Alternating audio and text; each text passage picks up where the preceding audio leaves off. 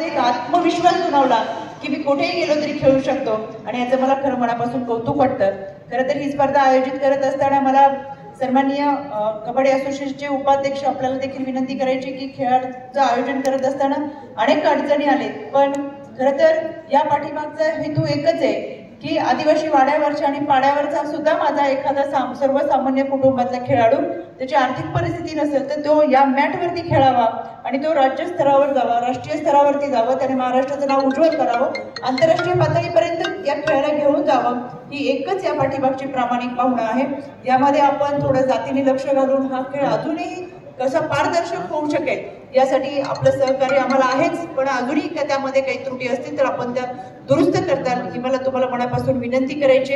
या खेळाच्या निमित्तानं आज आपण पहिली मुलींची स्पर्धा पाहिली। या मुलीकडे पाहिल्यानंतर आपला उत्साह जाणवत होता की किती चांगल्या पद्धतीने ते खेळत होत्या।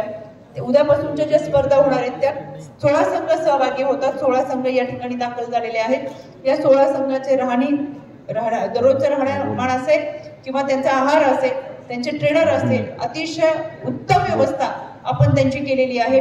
अक्षरशः ज्यावेळेस हे 33 दिवसानंतर ग्रँड फिनाले होतो आणि लाल जयला ते जेव्हा ह्या संघ या ग्राउंड मधून बाहेर पडतात तेव्हा अक्षर पाण्याला डोळ्यांनी मागच्या वेळेस ते बाहेर पडले, कारण की इतका आदर तिथं त्यांना कोणाला मिळालं नव्हतं।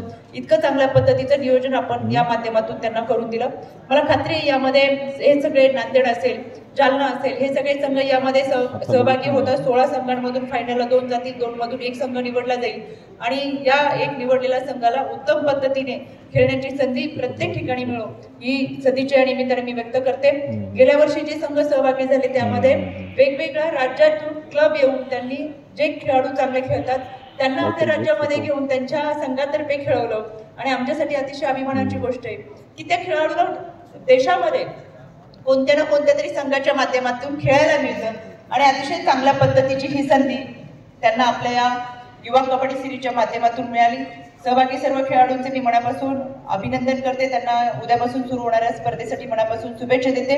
माझ्या अगदी शॉर्ट मेसेजवरती तुमच्या लहान बहिणीला विनंतीला मान देऊन आपण दोघेही या ठिकाणी खरं उपस्थित राहिलात।